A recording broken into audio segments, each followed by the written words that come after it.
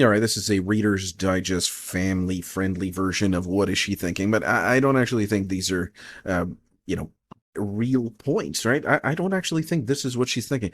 I think this is what somebody would think that she's thinking, but she's not actually thinking that. I think it's far more complex than that. But we're going to go into it and see what I mean by that. So, what is she thinking? You're asking a profound question. What is Michelle Dow actually thinking when prescribing birth control that can end a new human life?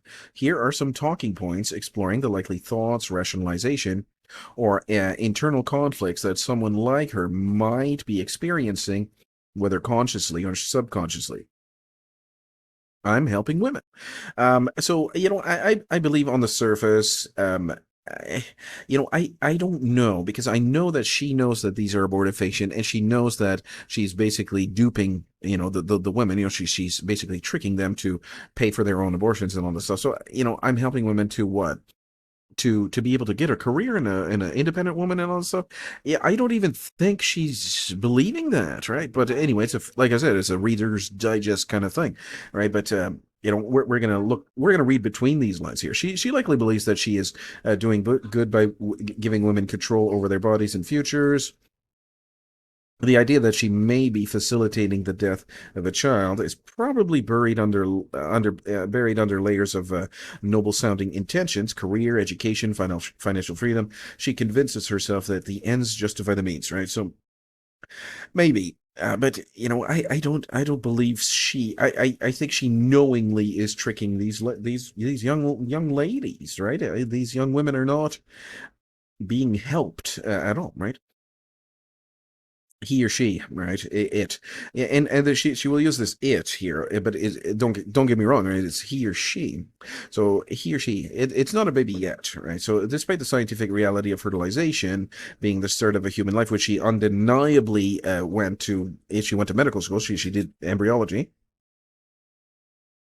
She may be thinking in terms of implantation or viability, using those as mental cutoffs to avoid seeing her actions as destructive. This compartmentalization allows her to keep working without emotional disruption. The textbooks support me. The textbooks that were written by the pharmaceutical company for sure, and that's where she gets her idea from. There's a a type of a narrative, right? That the doctors will be privy to, that the general public will not. So she may rely on clinical guidelines, medical boards, and pharmaceutical materials that use vague or misleading language to downplay post fertilization effects. She probably doesn't dig deeply into embryology, or chooses not to question the system that trained her. And don't get me wrong, the system, right? The system that trained her is not the medical science, the scientific community. It's the industry, the pharmaceutical industry, right? This is just the standard of care. Doctors are taught to follow protocol. She may be so used to prescribing birth control that it no longer feels like a moral choice. It's just her job, right? Thinking about the deeper implications would mean challenging the medical establishment, and most won't dare. Right. So challenging the medical establishment is what we're doing here today, and we are certainly doing that for good reason, right? Sorry about that noise. Sorry about that. There's some noise in the background. So challenging the medical establishment here. Where's it? All right. Yeah. So challenging the medical establishment is certainly what I'm doing here. Why? Why? Because I mean, it's our right to. We got to challenge the medical establishment. It's something that is very important for us to do, because we are seeing these lapses and checks and balances, right? We get these weird people doing these weird things, and people just accept it, right? People just say, "Oh no, that's just the way it is," right? That's the system. Okay, number five, people who oppose this are extreme. She likely sees herself as the rational one, and pro-life advocates are as fringe or religious zealots. This helps her dismiss opposing views without seriously engaging with the evidence or moral reasoning. All right, so I'm not, just slinging some sort of emotionally charged argument. I am, really getting into the details of it with truth, law, facts, and evidence here. Number six. if I admitted the truth, I'd have to stop. Not only stop, right? Not only stop, she'd have to be a whistleblower and basically, ruin the careers of all her, her fine doctor friends here that she talks about me behind my back, right? She talks about me behind my back to her cool, doctor friends and everything like that, right? So not only she'd have to stop, but she'd have to, basically, throw all her doctor friends under the bus. Right? She'd rather throw her own family under the bus, literally her own blood, right? Her own DNA, right? Members of her own family. But you have to understand that this Dr. Michelle Dow and I share the same grandfather. So by her doing that and killing my child, right? She killed her, her our shared ancestors' grandson. Really, it's perverse, right? She'd rather, keep these guys in business and keep the killing going. It's quite perverse, right? So if I admitted the truth, I'd have to stop. Deep down, she may suspect or know that conception can occur and that implantation failure can result in early death. But to admit that would mean admitting to participating in loss of life, which could trigger massive guilt and possibly end her career. So she suppresses it. Suppressing the guilt is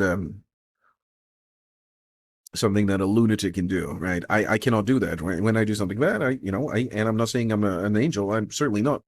I am I've done some bad things for sure. I mean, I am a sinner in need of repentance, right? We talked about that in the previous video about theology. And I'm not going to pretend that I'm a perfect person, but she somehow suppresses her guilt, right? How can you do that, right? I don't know how you can do that unless your conscience is seared, like seared with a hot iron. Your conscience itself becomes seared with a hot iron. It's you don't you don't even feel bad for what you did. Everyone else is doing it. Well, you know what? That's not true, right? Everyone else is not doing it. I'm not doing that. The people that you're doing that don't do that, right? It's only you and your your your posse. Your posse. It's only Dr. Michelle Dell's, posse of doctors here that she's she's it's like a clique, all right, a clique of these doctors. They're above everybody else, right? They're a class above the rest, right? They don't actually belong to the rest of us, right? We are just over there down below, and she's way up high. Everyone else, right? Everyone else in my clique is doing it. She may take comfort in the fact that this is a widespread medical practice. Moral responsibility gets diluted in a crowd. She may tell herself, if this were really wrong, someone would have stepped in, stopped it by now, right? So, and we see why this hasn't stopped, right? We see here, this is settled science, right? And that's quite the opposite of how science works, right? Settled science. No, that's not how science works, but rather than examine embryology or dissenting views, she may defer to mainstream consensus, even if it's ideologically driven. She trusts the institutions more than her conscience. Right. So, this is a doctor. That means she should be doing what her conscience tells her to do. Do no harm, right? That should be, the basis of, do good things, right? Right. So number 9, my patients trust me. Yeah, because you lied to them. That means I'm doing the right thing. The approval of her patients may serve as validation. If women are happy and thankful, she takes that as evidence that she's helping, not harming. Even the ones dying can't speak. Even though the ones dying can't speak. And so there are, who's the patient here? The patient is, and don't get me wrong, right? It's the baby that is conceived, right? That should be, the patient of the doctor from the day one, right? And she's literally killing her own patients, right? She's okay. So then she likes to think, well, a baby is not my patient until the baby comes out of the belly of the mother or whatever. But is that actually true? Man, that's debatable. Sure, yeah, I could concede on that one. Is debatable, but you would start with, right? This is where the debate would start, is that the patient, a doctor's patient is a baby, right? And when is a baby? It's the baby, he or she will be conceived at the very natural, stage of when the oocyte will be, exit the ovary and then meet with a sperm, and then there's a conception. There's a new set of DNA. It's zygotic genome activation. And that is when the baby is conceived, and that should be, that we're going to start there. That is where the doctor is the patient. Sorry, that baby is the patient of the doctor. We're going to start there, and then we're not going to work backwards and say, well, it's just the baby. When I can see the baby crying, well, that's when I have my patient, and that's when I'm going to stick a whole bunch of needles. Oh man, that's ridiculously perverse, right? So they were always working backwards all the time, right? Always working backwards, right? Um, so I don't want to know. That's a good one. That's a good one. At the end of the day, she may avoid investigating the hard facts like breakthrough ovulation, embryonic loss, because knowing would force a reckoning she isn't emotionally prepared for. It's easier to look away than confront moral catastrophe. And certainly, this is a catastrophe. This is an absolute disaster beyond reckoning. It is the greatest, crime. It truly is the greatest crime ever. There's no greater crime. So ultimately, the scariest possibility is this, right? She knows and doesn't care, right? And I do believe this is what she, understands.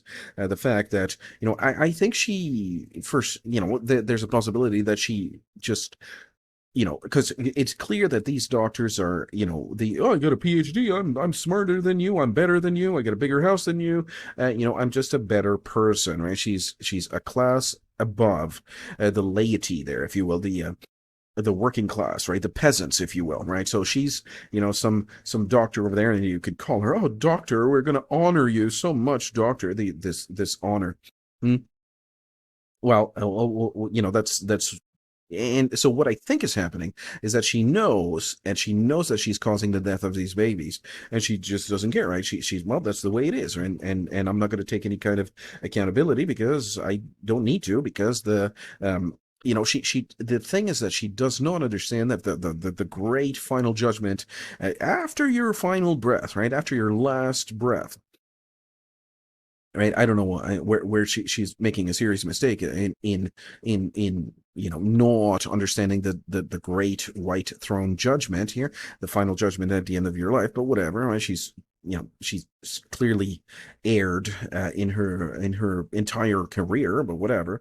But more likely she has built layers of self-protection and rationalization to avoid knowing, because the truth would crush her professionally and personally. That's why people like her often get angry and dismissive when confronted, not because you're wrong, right? Because they are terrified you're right, right? So she's blocking me and, avoiding any kind of rational discussion. You know what she actually told me? She said, I didn't prescribe you any birth control pills.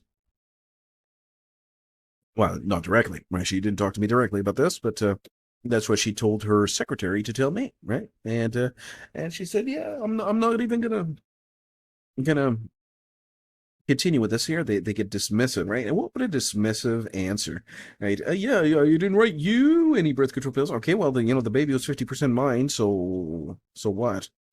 So it's okay that you just brainwash, literally lie and dupe the woman. And since the man, it hasn't been prescribed this, what is it? It's not even it's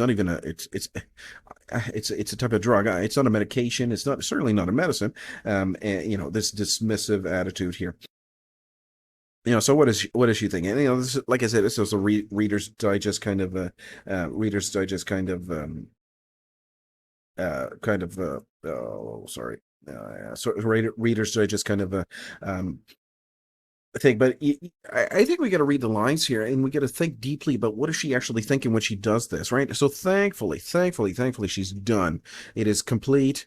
There's no more. Well, unless the prescription will be refilled a whole bunch of times, but she's retired is what I'm trying to say, right? She's finally done inflicting this kind of, well, it's up to a new generation of doctors to continue the killing, I suppose, right? So, but at least she's done, and the number will be quantified. There will be a number when the final judgment comes. There will be, okay, you killed this many babies, right? There's going to be a number, right? So that is quite frightening, right? I'll see you in the next video.